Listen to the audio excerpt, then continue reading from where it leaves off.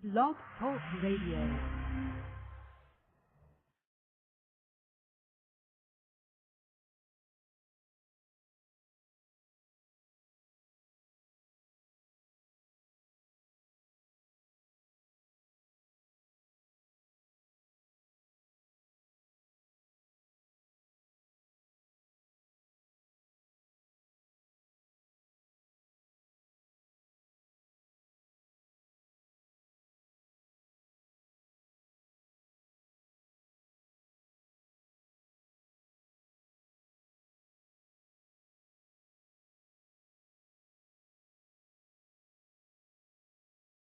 Boa noite, meus amigos. Estamos aqui de volta. Como sempre, começamos invocando a Santíssima Virgem Maria, o Santo Padre Pio de Pietrelcina, e roguem a Deus que nenhuma injustiça se cometa neste programa. Queria lembrar aqui a vocês o curso de Filosofia da Ciência, que será proferido por mim aqui em Colonial Heights, Virgínia, de 10 a 15 de maio. Contatos para informações e inscrições com o Sr. Eduí no telefone 041 9974-4443 ou 041-3527-0987 ou pelo e-mail edui.ferro@uol.com.br. Também chama a atenção de vocês para os cursos que serão proferidos proximamente pelo economista José Nivaldo Cordeiro e pelo Luiz Gonzaga de Carvalho, o Gugu, meu filho, em Porto Alegre. Informações http://cursopoa.blogspot.com. A gente tem recebido aqui várias cartas de pessoas perguntando se ainda podem se inscrever no curso online de filosofia do site www.seminariodefilosofia.org. É claro que podem. A nossa preocupação foi exatamente essa, foi deixar todas as aulas gravadas para que as pessoas pudessem entrar a qualquer momento e acompanhar a coisa em sequência. Além das gravações, porém, eu farei, de vez em quando, algumas atualizações, especialmente para as pessoas que entraram depois. E, além disso, existe o nosso chat, pelo qual as dúvidas podem ser tiradas, existem as perguntas que são feitas online. E eu estou tramando aqui um negócio de fazer uma interatividade de vez em quando, quer dizer, pedir às pessoas que formem grupos nas cidades principais, de modo que eu receba a imagem e possa falar com as pessoas ao vivo. Então, em cada aula haveria, então, pelo menos um grupo interativo. É claro que eu não vou poder acompanhar interativamente 1000 pessoas ao mesmo tempo, mas podemos fazer isso com um grupo diferente a cada semana. Então, uma vez faz em São Paulo, outra vez no Rio de Janeiro, em Porto Alegre, no Recife, etc, etc. Assim que esse esquema estiver montado, eu vou comunicar o negócio a todos. Mas aqueles que querem se inscrever não se inibam pensando assim, não, mas eu já perdi isso. Não, não perdeu nada. O curso foi feito para ficar. Como o curso de História Essencial da Filosofia. Você pode fazer quando você quiser, está lá gravado.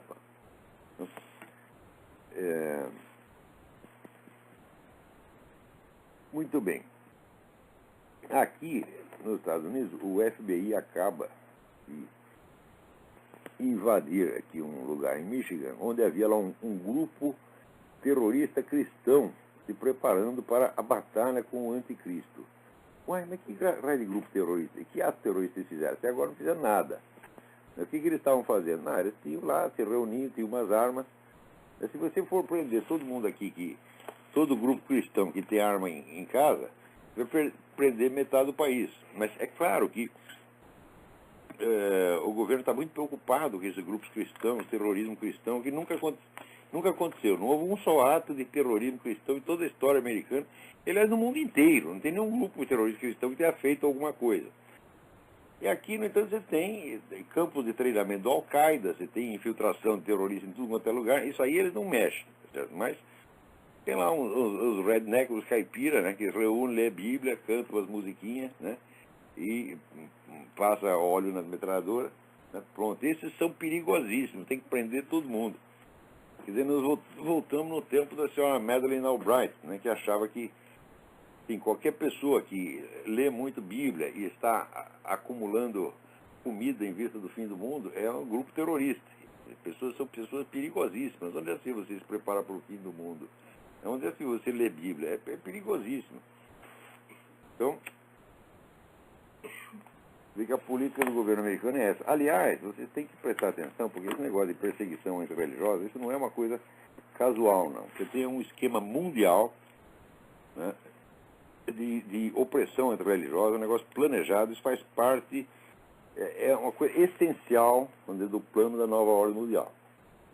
Se você ler o livro do Lee Penn, que se chama False Dawn, Falsa Aurora, você vai ver que o planejamento de uma nova religião mundial unificada, a religião biônica, tá certo? Bem nos termos da nova era, isso faz parte, isso não só faz parte intrínseca da nova ordem mundial, mas isso é de fato o centro da nova ordem mundial. O que esses camaradas querem fazer não é assim, mudar um sistema político, instituir uma nova economia. Não, eles conceberam uma civilização assim, de alto a baixo e querem implantar lá a força. Pela primeira vez estão criando assim, uma civilização no prazo de algumas décadas, né? E tudo inventado em laboratório. Quer dizer, jamais houve uma civilização que se formasse assim. Então, isso quer dizer o seguinte, os camaradas querem mudar todos os critérios de ação pública e privada, mudar completamente os cânones da educação, da moral, da conduta particular e instituir a sociedade mundialmente administrada, onde tudo estará regulamentado, inclusive o que você come. Então, eles estão preparando um negócio que chama Códex Alimentários, onde toda a alimentação mundial será todinha regulamentada. Então, as coisas que você come, elas terão que ter tanto de tal substância, tanto de tal outra substância, tudo, né, tudo já planejado e regulamentado. Então, se a galinha não botar um ovo de acordo com as especificações, aquele ovo será proibido. Eu não estou brincando, gente, a coisa é exatamente assim.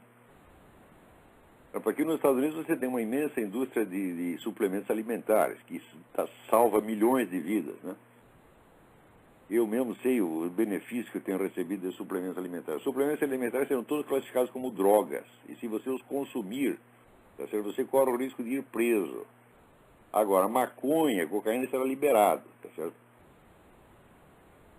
Então, é o seguinte, realmente nós estamos na mão de loucos. Isso aí é uma elite dos 200 milionários absolutamente malucos que acham que sabem tudo e que o impulso deles de determinar a vida alheia é um negócio assim incoercível. É pior do que obsessão sexual, ele só pensa naquilo, né? Agora, quando você enche um idiota de dinheiro, é isso que acontece, porra. Daí ele já tem dinheiro, essa preocupação financeira não tem mais. Divertimento, já está com o saco cheio, já comeu todas as mulheres que queria, ou então já deu para todo mundo que ia dar. Bom, agora ela acorda um dia, o que eu vou fazer? Eu vou reformar o mundo. Pronto, aí fudeu, meu filho. É o que está acontecendo agora, né? Os caras leram lá um montão de besteira, né? Começaram lendo John Ruskin, Karl Marx, etc, se imbuíram dessas ideias e eles estão pondo essa porcaria em prática. E se não forem denunciados, expostos, tá certo? E detidos, isso não vai parar. Então, por exemplo, você imagina, o que você precisa ter na cabeça para ele achar assim, não, todas essas religiões milenares, tudo isso aí, está tudo errado, e o certo é um treco aqui que eu acabei de inventar. Né? Por exemplo, você extirpar a educação religiosa, você proibir, sufocar, a pessoa não tem ideia das consequências que isso pode ter. O que seria, então, gerações e gerações de pessoas, né, educadas inteiramente dentro de um critério onde, como dizia o Antônio Gramsci, terrestrializado. Quer dizer, você não pode mais ter uma noção do infinito, você não pode ter noção de transcendência, você tem que achar que o mundo material, tal como está sendo estudado na universidade, é a única coisa que existe e não há mais nada além dele. Essa é a coisa mais monstruosa que alguém já pôde pensar.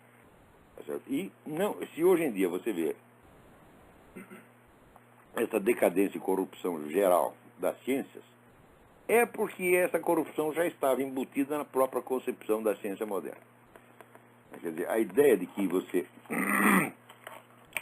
possa algum dia alcançar uma concepção geral do mundo, né, baseado no método experimental, tal como praticado pela ciência moderna, é uma das ideias mais idiotas que alguém já pôde ter. O método experimental, por sua própria concepção, ele exclui essa possibilidade, mas as pessoas não sabem disso, né? Então, também a ideia de você excluir as religiões, pensa bem, no instante em que, por exemplo, discussões religiosas se tornam proibidas, tornam-se automaticamente proibidas também todas as discussões filosóficas em torno do problema de Deus que houve desde o começo do mundo. Tá certo? Então, onde quer que se toque no assunto Deus, vai ficar proibitivo. Então, você tem que proibir Platão, Aristóteles, né? São Tomás de Aquino, etc, etc. Então, vai tudo junto. Quer dizer, isso é um apagamento geral da memória humana e a instituição de uma espécie de, né, galinheiro, uma granja, né, onde todas as galinhas estão programadas para que elas vão comer, quantas ovos elas vão botar, né, quantas vezes por dia elas vão cacarejar e assim por diante. Você vê que dentro desse plano aparece aqui, por exemplo, a ideia da ONU de mudar o calendário gregoriano, já em 2012. Tá certo? Ora, as mudanças de calendário, né, elas marcam geralmente as grandes mutações civilizacionais. Então, a desculpa aqui é o seguinte: o calendário gregoriano ele tem um pequeno defeito, né, que dá uma diferença de, acho que 26 segundos, né, por ano. Quer dizer que isso quer dizer o seguinte: veja a gravidade do argumento, a seriedade do argumento. Ao longo de 3.323 anos, isso dará uma diferença de 24 horas. Então, veja, para impedir essa catástrofe, eles querem modificar radicalmente o calendário, né, o que vai estourar, por exemplo, todo o calendário litúrgico da igreja, tá certo? Todo o senso da temporalidade que as pessoas têm agora. E pior é que o calendário que eles inventam, toda hora tem que ter uma correção a mais, introduzir um dia, tirar um dia. Não seria muito mais fácil, a cada 3.323 anos, você suprime um dia ou acrescenta um dia? Nós podemos deixar esse problema para daqui 3.323 anos, né? O sujeito acorda e está crente que está na quarta-feira, mas não, ele está na terça. Então daí você suprime, volta um dia e está tudo resolvido. Agora, você vê aqui, pergunto eu, eles vão implantar isso mundialmente, mas eles vão mexer no calendário litúrgico muçulmano? Não. Porque o Islã, ele é, na sua essência, um calendário litúrgico. Né? Quer dizer, o ano lunar usado pelos muçulmanos demarca todas as atividades religiosas, todas as obrigações e até o circuito da vida diária. Por exemplo, quando vai começar o famoso mês do Ramadã. O Ramadã é o mês no qual o sujeito tem que jejuar, né? Ele não pode comer, tomar água, fumar ou ter relações sexuais, desde que o sol nasce até que o sol se põe. Então isso tem que ser marcado exatamente tem que ser aquele dia, conforme o calendário lunar. Portanto, é deslocado em relação ao nosso calendário. Todo ano a coisa tem que ser calculada de novo. Para os muçulmanos tem uma importância extraordinária. Você acha que eles vão deixar mexer nisso? Não. Então só vai ter dois calendários no mundo. Vai ter o calendário da ONU, que é o calendário laico, e o único calendário religioso que permanece é o muçulmano. É isso que vai acontecer. Vocês viram, uma vez mais se comprova a minha tese de que civilização laica não existe. Civilização laica é apenas um aborto. E vai ser uma espécie de mandato tampão, tá certo? Antes que o Islã tome a Europa inteira e o Ocidente inteiro. Quer dizer, quem vai ganhar com isso é o Islã. Então, esses laicistas, globalistas, eles ganham e os muçulmanos levam. É isso que vai acontecer. Então, você vê que existe uma espécie de uma colaboração secreta, eu não digo que seja inconsciente, é até consciente, desses projetos, do projeto globalista ocidental com o projeto islâmico, porque é o islâmico que vai ganhar no fundo. Você vê aqui essas nações europeias, que foram as primeiras a adotar todo esse critério laicista, materialista, etc., banindo o ensino religioso, são as mais vulneráveis ao Islã. Eles criam aquele vazio espiritual religioso. O Islã vem e toma tudo, mas com uma facilidade impressionante. Né? Eles vêm, vamos dizer, com aquela fé, com aquele entusiasmo, e o pessoal europeu não sabe, não tem sequer argumentos para alegar contra eles. Não sabe se defender nem mesmo intelectualmente contra os caras. Daí vem aquele palhaço do Sarkozy e proíbe o uso da burca, né, no trabalho. Quer dizer que não tendo burca não vai ter invasão islâmica, meu filho? Quer dizer, continua entrando muçulmano para tudo quanto é lado.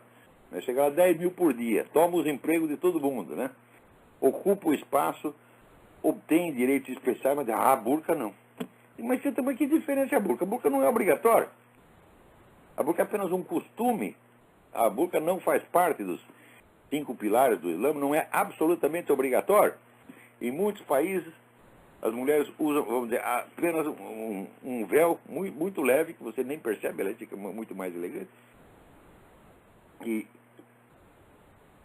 Então, em que a proibição da burca vai parar na invasão islâmica? Isso é a única coisa que se fez contra a invasão islâmica na Europa.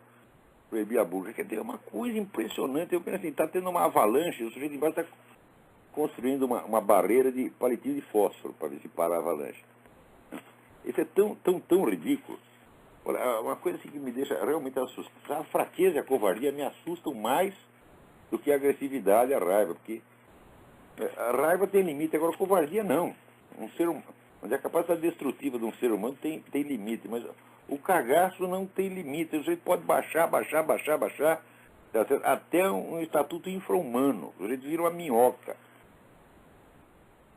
Veja aqui, na Holanda, né, 10 funcionários altamente colocados da polícia pediram demissão, porque eles dizem que na polícia holandesa, se você é um homem branco, é impossível você subir de posto.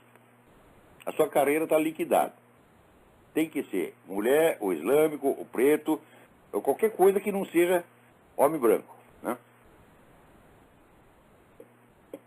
Então você vê que os camaradas permitem que dentro do seu próprio país se crie um racismo contra eles mesmos, meu Deus do céu. E você vai dizer, mas isso aí é apenas um racismo inverso, é puramente reativo. Fala, não, senhor, meu filho. Esse negócio, o ataque de muçulmanos, e sobretudo, incluindo uma grande continente de muçulmanos negros, a Europa, começou 8 séculos antes de que o europeu desembarcasse na África e na Ásia, meu Deus do céu. Quer dizer, o que é isso? Quer dizer, eles não são os coitadinhos que, depois de sofrer séculos estão reagindo um pouquinho. Falo, não, eles começaram essa merda. Tá certo? Inclusive, se você quer saber, eu já publiquei isso aqui. Até, vamos dizer, as doutrinas racistas, os primeiros formuladores de doutrinas racistas foram pensadores islâmicos. Aí no século IX e X já tinham essa ideia. Agora aqui a gente recebe o aviso de que na Venezuela foi preso aí um militante político, Oswaldo Álvares Paz. Né? Provavelmente devia ser um sujeito muito perigoso, devia ter uma bomba atômica estocada. Então o Hugo Chávez, para evitar qualquer dano, né, já prendeu o Oswaldo Álvares Paz. Né?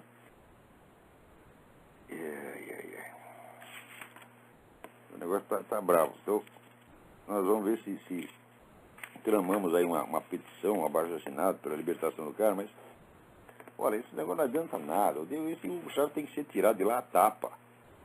Né? A primeira vez que derrubaram o cara, devolveram de idiota, graças a um merda de um general lá que tá com o Hugo Chávez na mão. O que a gente faz com o Hugo Chávez? Joga na privada? Dá para esse macaco comer? Ele, não, olha que ideia, tive aqui uma ideia. Põe ele de novo na presidência. Aí todo mundo, legal. Botaram o cara lá de novo e tá ele agora fazendo coisa cada vez pior, enchendo aquilo de membros da Al-Qaeda, cercando-se de militantes da Al-Qaeda, cercando-se de espiões cubanos, tá certo? Governando o país com terror. A Venezuela hoje é o índice mais alto de criminalidade na América Latina. Né? A economia foi para as cucuia, com petróleo e tudo. E vamos dizer, a desaprovação do camarada é maciça, mas ninguém pode fazer nada contra ele. Por quê? Porque as organizações políticas foram quebradas. Existe a oposição na Venezuela. A oposição age, ao contrário do Brasil, não tem nenhuma oposição. Vocês já viram alguma passeata, alguma manifestação pública no Brasil que fosse contra a esquerda? Não, há 40 anos a esquerda tem o monopólio absoluto das manifestações públicas e tem pessoas que já nasceram, né, dentro desse esquema e acham isso tão natural, né, como assim, a noite e o dia, tá entendendo? Não concebem que possa haver uma coisa diferente, que algum dia tenha sido diferente, ou que devesse ser diferente. O dia em que o Lula celebrou, né, ficou, olha que maravilha, na próxima eleição todos os candidatos são de esquerda, como se nas duas anteriores também não tivesse sido, né? A hora que o camarada diz isso, e ele está celebrando isso, e as pessoas não percebem que tem algo de anormal. Né? Quer dizer, se todos os candidatos pertencem à mesma corrente, meu filho, você está num sistema totalitário, isso é uma coisa óbvia. E se você não tem oposição ideológica, você não tem oposição nenhuma. Porque a mera disputa de cargos, como o Fernando Henrique uma vez confessou, que entre nós e o PT não tem diferença nenhuma, nós apenas disputamos cargos, disputamos poder. Mas disputa de cargos existe até dentro do mesmo partido. No Partido Comunista da União Soviética, já tinha uma violenta disputa de cargos. As pessoas chegavam a se matar uns aos outros. Isso não quer dizer que exista política. Não é oposição ideológica, não é a luta de propostas. É apenas a concorrência natural entre seres humanos que querem o poder. Isso quer dizer que a atividade política no Brasil acabou. Se vocês acham que essa concorrência de Zé Serra com PT é política, vocês estão muito enganados.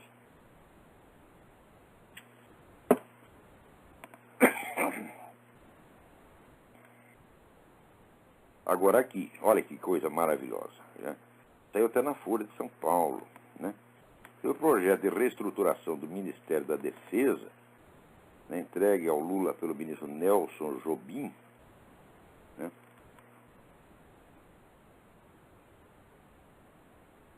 Ele propõe que 647 cargos de confiança do ministro sejam criados nas Forças Armadas a ser preenchidos por civis que ele indicou.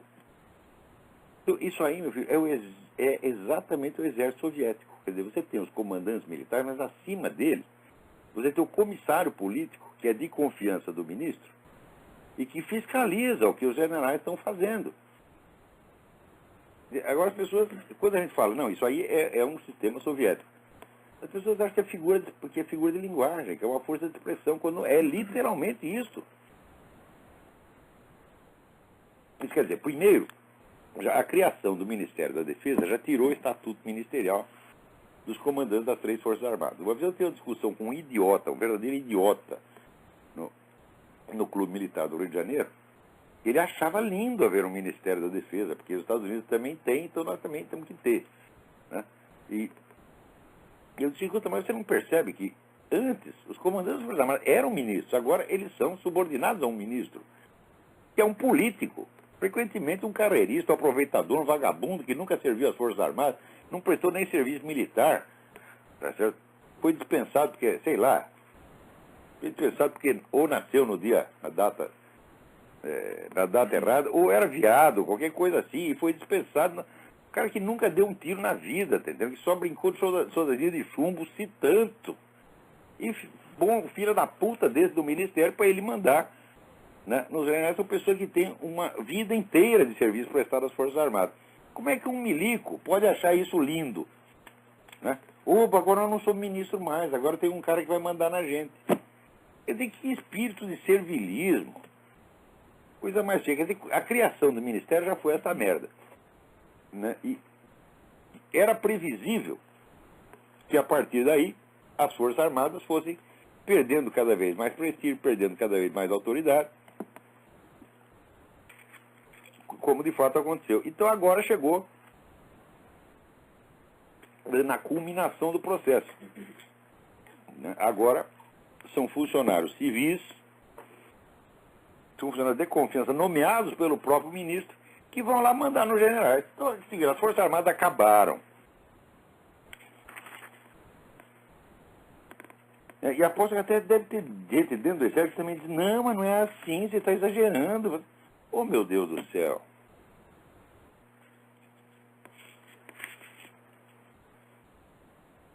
Agora, aqui nos Estados Unidos, fizeram uma pesquisa essa semana, e pelo menos um entre cada 4 americanos, ele diz que depois da eleição do Obama, ele policia as suas próprias opiniões, ele já não diz o que pensa, tem medo, por causa da represália. Bom, o medo não deixa de ser justificado. Olha aí o negócio do grupo terrorista cristão aí, que não fez nada e já está na cadeia.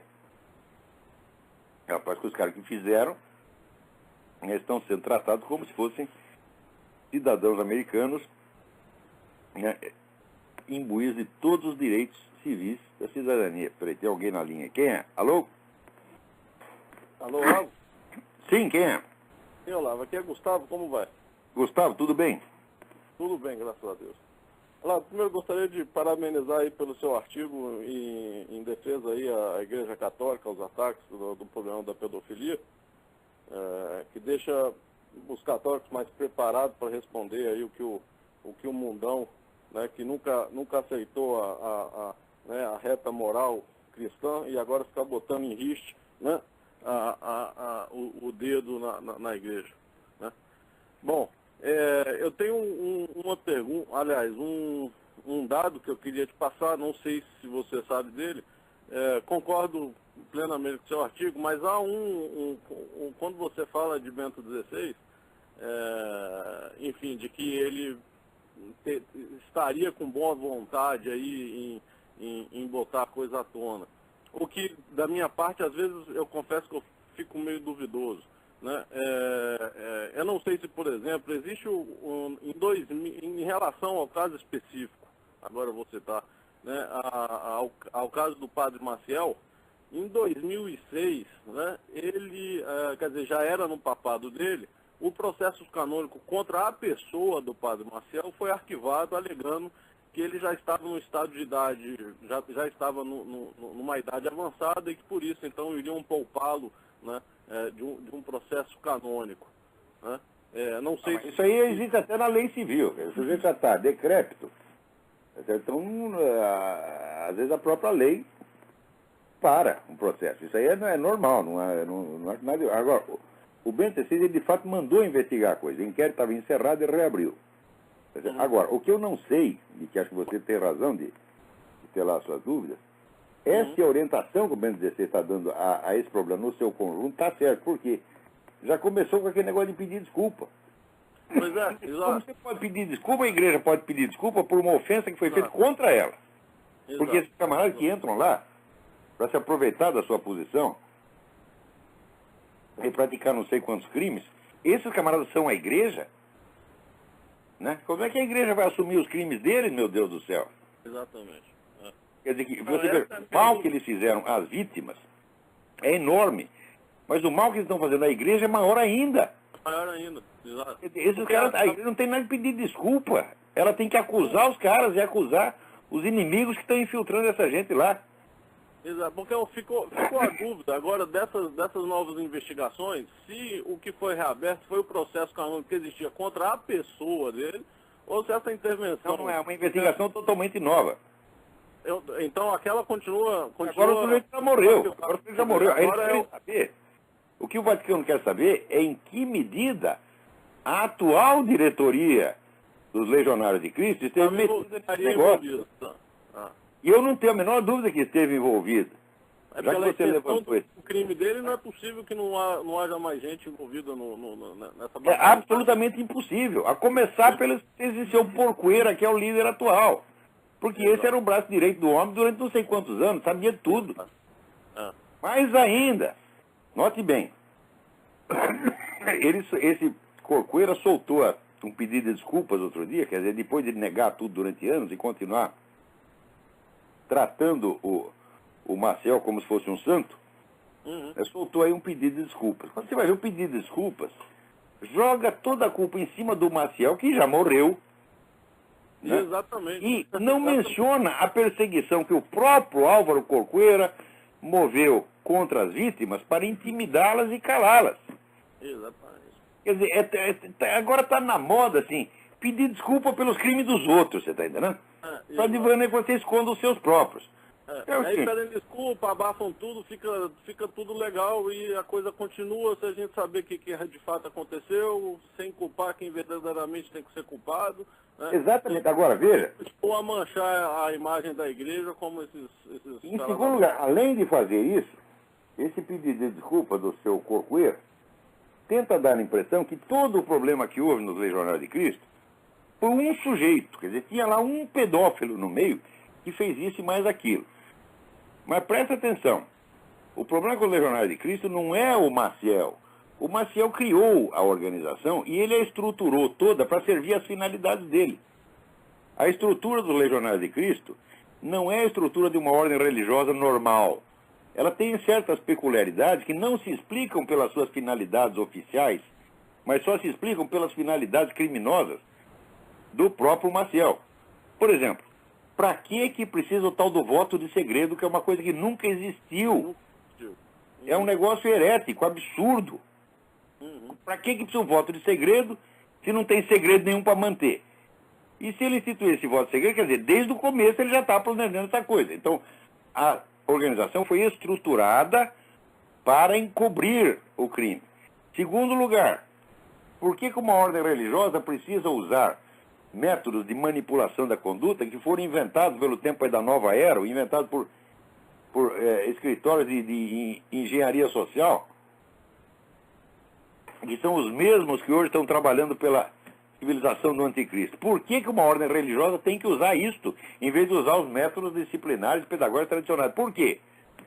Terceiro, por que uma ordem religiosa precisa praticar sistematicamente essa idolatria dos seus líderes, que são todos proclamados santos à primeira vista?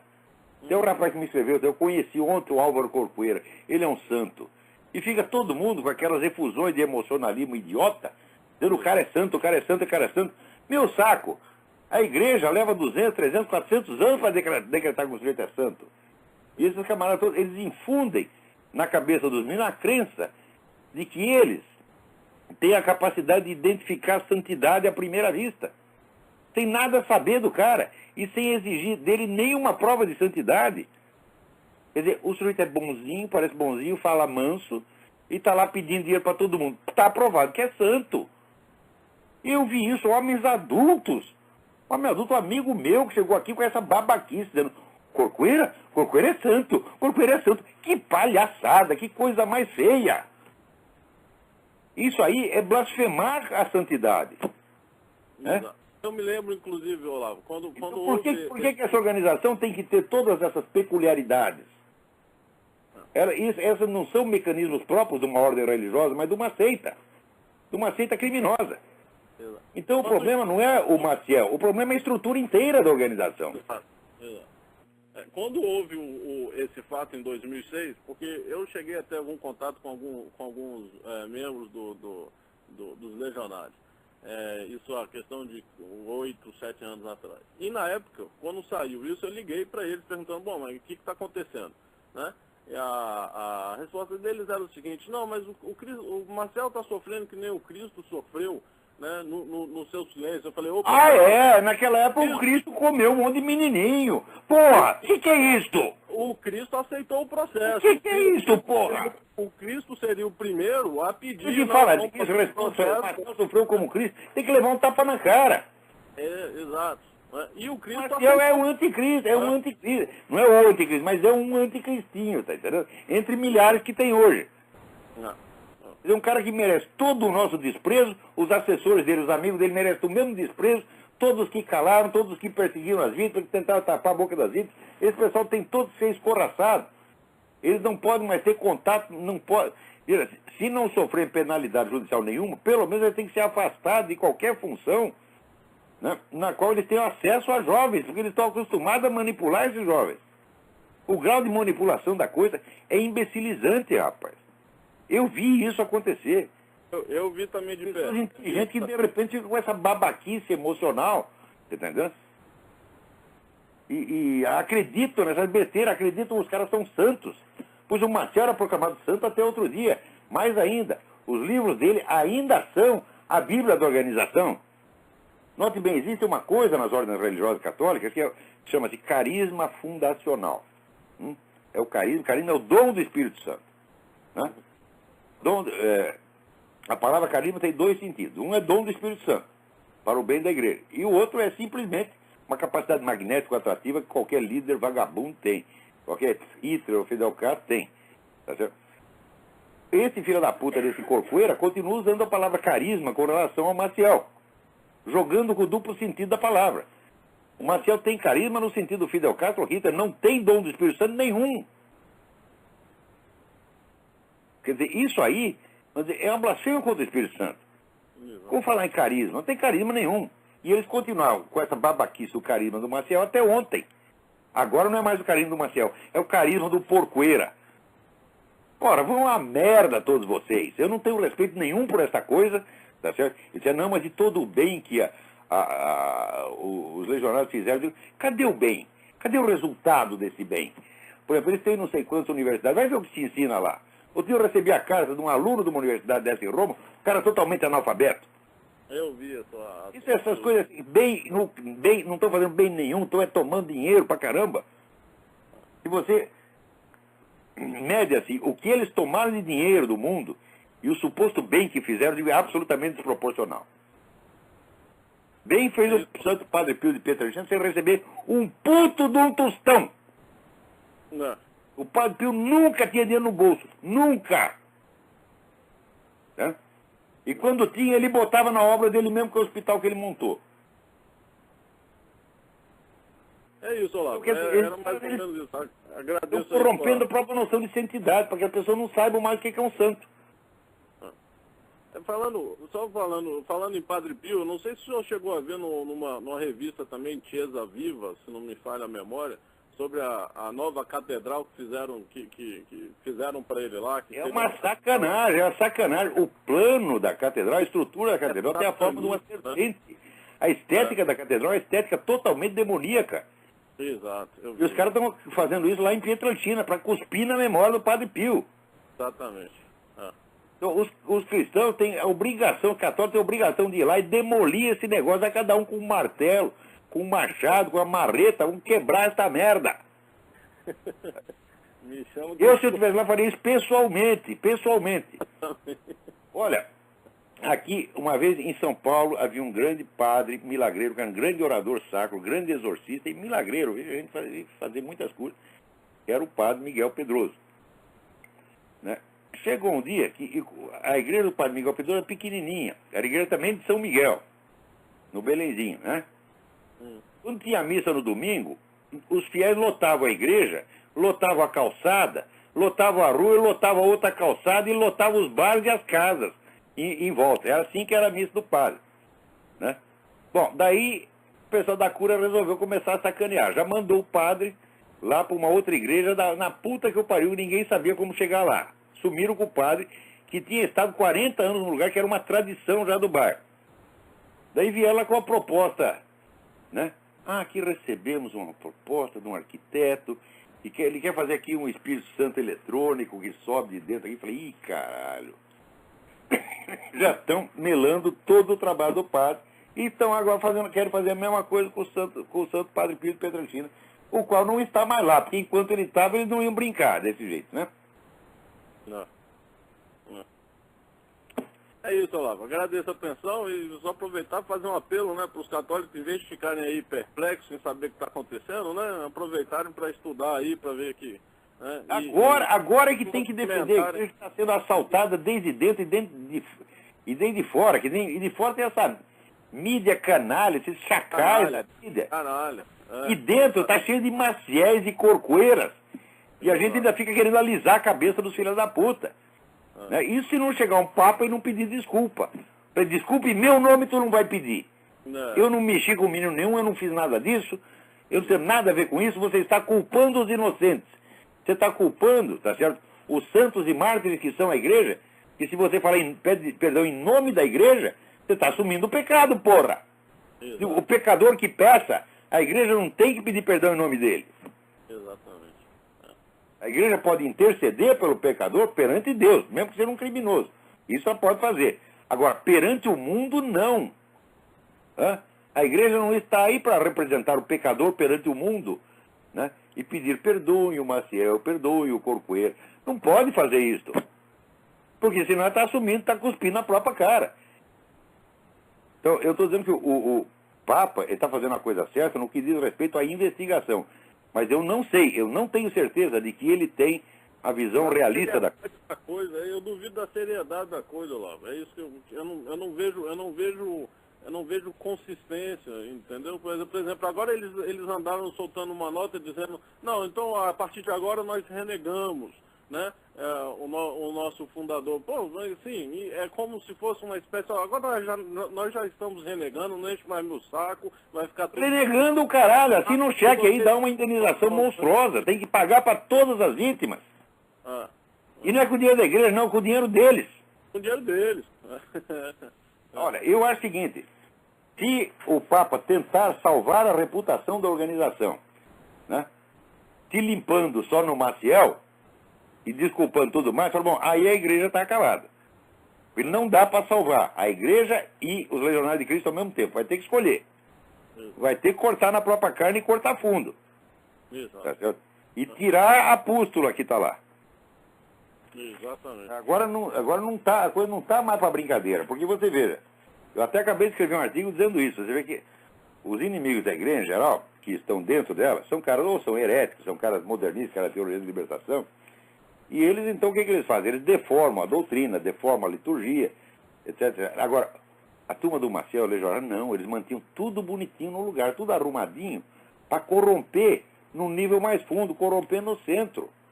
É como se aqueles camaradas atacavam a epiderme da igreja. Mas esses filhos da puta deixam a epiderme intacta e atacam direto ao coração. Exato.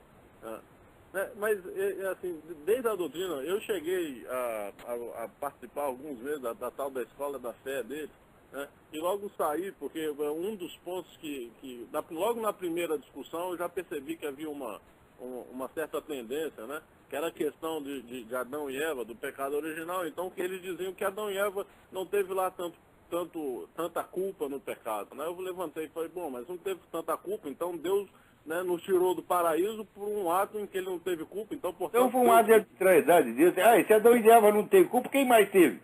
Quem mais tinha lá? Exatamente, eu falei, bom, se aqui, né, no mundo decaído, eu, né, sou muito mais tendente a cair no pecado, né, do que era Adão e Eva, eu tenho que me arrepender, tenho que me ajoelhar e pedir, né, meu perdão e reconhecer minha culpa, tão somente minha culpa, mas, né, que dogmatismo é isso, né? Que ortodoxia. Que privilégio é esse da Adão e Eva? Nós temos que nos arrepender eles. Não, que merda é essa? Pois é. Mas é isso, Olavo. Eu agradeço, né? E parabéns aí pela defesa. Eu que agradeço. Né? Olha aqui, gente, vamos lutar, vamos defender a igreja, mas defender a igreja e não defender aqueles que se infiltram nela para cometer crimes e enlamear a imagem da igreja. Esse não é para ser defendido, não. Tem mais alguém na linha aí? Quem é? Alô? Alô? Olá? Sim. Olá, sim. Aqui é o Luiz Guilherme, tudo bom? Luiz Guilherme, tudo bem? Olá, eu não sei se é verdadeiro, é meio controverso ainda. Mas eu li em mais de um site que a revista alemã, o Der Spiegel, não sei como é que pronuncia, É assim mesmo. está oferecendo 1 milhão de euros para quem acusar o Papa Bento XVI, né, o Joseph Ratzinger, de ter acusado dele. Eu li isso também. Deve ser verdade, porque o Spiegel é uma revista de empulhação, já assim, tradicionalmente. Não é para acreditar no Spiegel. Quer dizer, claro, você pode acreditar se aparece uma pessoa dando uma entrevista, então você acredita na pessoa. Tá certo? Mas o Spiegel não é confiável de maneira alguma. Né? Agora, isso aí, é claro que é uma campanha organizada, e é claro que não é só o Spiegel. Você vê que hoje em dia, as manchetes da mídia são uniformes no mundo inteiro. É uma coisa impressionante. Você não tem mais concorrência entre jornais, você tem confluência. Então, você vê, 50 anos atrás, quando você usava a expressão opinião pública mundial, era uma força de expressão. Tá certo? Mas hoje não, hoje existe uma opinião pública mundial forjada pela mídia. que não coincide com a opinião das pessoas, da maioria das pessoas, de maneira alguma. Tá certo? Mas que é uma opinião uniforme, sim. Então, Olavo, e eu estava conversando com os amigos sobre quais seriam as causas desse, se é orquestrado ou não, né, essas acusações ao Papa, querer atingir o Papa com os escândalos de pedofilia, né, que não conseguiram até agora, mas estão querendo de todo jeito atingir o Papa. Estão falando, na diocese dele teve um caso de pedofilia, mas ele... Para fazer essa merda toda, né? Aí um cara que acusaram o padre... Desarraigar do coração humano todo sentimento religioso, todo sinal de fé. Querem mesmo, são fanáticos, são loucos. É gente perigosa. Mas aí parece que juntou um monte de coisa. Parece assim, tem um rancor inglês pela questão anglicana, tem uma pressão de grupos germânicos pelo fim do celibato, um interesse de grupos americanos para ganhar bilhões em cima de processos em cima do Vaticano. Claro. Um rancor daqueles... Estou falando, é um projeto civilizacional inteiro. Nós vamos derrubar tudo e construir a coisa da nossa maneira. Ninguém foi consultado, tudo isso sai pronto das cabeças desses 200 gênios, tá certo? Leia o livro do Lee Penn, procura esse livro, False Dawn, False Aurora. Está tudo lá. Quer dizer, a instituição de uma religião mundial biônica está no centro desse projeto. Ela não é um enfeite. Aqui nós temos um plano político e econômico e vamos enfeitar aqui com um elemento cultural, ideológico, religioso. Não, isso é o centro da coisa. Esse negócio saiu, isso emerge de sociedades esotéricas, anticristãs, que estão falando disso há mais de 100 anos, porra. Tudo isso está documentado. Outra coisa pode ser também pela uma represália à pressão pró-vida que a igreja faz, né? Não é aborto, mesmo que não tivesse isso, eles querem acabar com a fé, porra. Uhum. Eles querem instituir o mundanismo obrigatório, quer dizer, este mundo, não, o mundo tal como as ciências acadêmicas descrevem, é tudo que existe. É proibido você pensar qualquer coisa fora disso. Agora, Olavo, como é que você explica a incrível adesão de judeus e grupos judaicos a esse clima de acusações? Mas eu falei para você, tem 3 entidades no mundo que são especialistas em fuder com elas mesmas. Primeiro, a Igreja Católica. Segundo, os Estados Unidos. Terceiro, os judeus. Eu nunca vi gente para gostar de tomar no cu como esses 3. Eles vivem alisando, afagando os seus traidores, seus inimigos. Depois se ferra todo, né, e sai chorando. É impressionante. Isso é uma doença. Agora, quando você destrói as bases morais e simbólicas da civilização, como está acontecendo, as pessoas ficam exatamente assim, elas ficam desfibradas. Se você não tem, não que todo mundo precise ter pessoalmente a fé religiosa, mas se você não tem um número suficiente de pessoas na sociedade que tem a fé, e que não aceita o contrário, que é apegado realmente à sua fé, se você não tem um número suficiente de pessoas assim, você não tem certeza de nada. O sentimento de certeza foi embora, você fica com a síndrome do piu-piu. Será que eu vi um gatinho, não vi um gatinho? Fica todo mundo assim. E você acaba abrindo, primeiro abre os braços, depois abre as pernas para o adversário. Que é o que a Igreja Católica fez no Concílio Vaticano II. O Papa fica tentando salvar alguma coisa do Concílio Vaticano II. Aqui não dá. Mais impossível ainda é tentar salvar alguma coisa do Legionário de Cristo. Eu acho que merda é merda, né? Quando você vai lá no banheiro, você faz cocô, você não diz, vou guardar um pouquinho para mim. Isso não se faz, porra. Olavo, só para terminar aqui a ligação, uma pergunta um pouco mais perene, um pouco menos contingente. No Jardim das Aflições, parece que o senhor discorda disso hoje, mas no Jardim das Aflições, o senhor coloca os Estados Unidos e a ideia de Revolução Americana como o grande passo da religião civil, né? E a Revolução Americana... Que é isso mesmo. Só que na época que eu escrevi, eu não tinha ideia da força da resistência cristã aqui dentro. Eu não tinha informação disso, porque nada disso chegava no Brasil. Você vê que coisa monstruosa. Foi aqui que, de repente, eu falei, eu vou assinar alguma publicação conservadora cristã, e de repente eu vi que existia milhares. Vamos procurar alguma universidade, alguma coisa cristã. Eu vi que tem milhares. É uma força imensa. até mesmo dentro do meio universitário. Então, eu falei, bom, então o que eu entendi, a minha imagem que eu fiz dos Estados Unidos é baseada inteiramente naquela época do Clinton. Eu pensava que todo mundo estava com a cabeça do Clinton. Né? E você vê aqui, até na eleição do Obama, a mídia 100% apoiou o Obama. Todas as questões que uma vez discutidas, poderiam prejudicar a reputação do Obama foram 100% censuradas. Além do que, a campanha do Obama tinha 16 vezes mais dinheiro que a campanha do seu adversário, que aliás não era muito adversário, que é um sujeito também financiado por George Soros. Então ele não era adversário, ele é um sparring, como no boxe, ele estava lá só para apanhar. Apesar de tudo isso, a vitória do Obama foi por pequena margem, 3 ou 4%. Tá certo? E na semana seguinte a popularidade do Obama já caiu, agora já está todo mundo contra. Ele tem 55% aqui que acha que a administração dele é ruim. Depois tem lá mais uns 30% que acha que dá para aguentar. E que é bom só ter um pouquinho.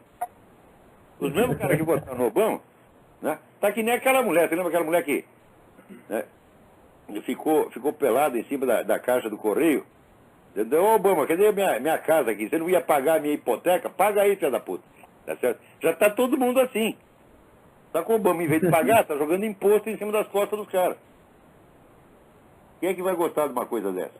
Né? E ainda está impondo esse sistema federal de saúde, que é a mesma coisa assim, agora você tem, né, um seguro-saúde obrigatório. Então os caras estão questionando, falam, peraí, o governo tem o direito de me impor um seguro que eu não quero comprar?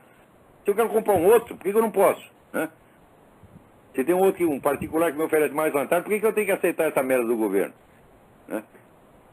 Vai ter um INPS americano aqui, vai ser uma bela merda mesmo. Olavo, última coisa ainda sobre esse assunto, o Estado americano ele se constrói em cima de uma ideia, né? Tem uma ideia, um projeto, e constrói um Estado em cima de um projeto. Isso Sim. Não seria uma manifestação da mente revolucionária? Não, porque a ideia aqui foi exatamente o contrário da mente revolucionária. A ideia nunca foi a concentração do poder, mas a sua divisão e a sua limitação.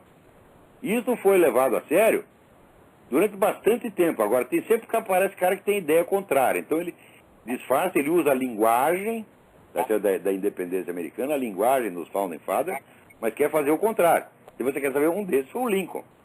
Lincoln tem uma concepção altamente centralizadora e burocrática do Estado. Tá certo?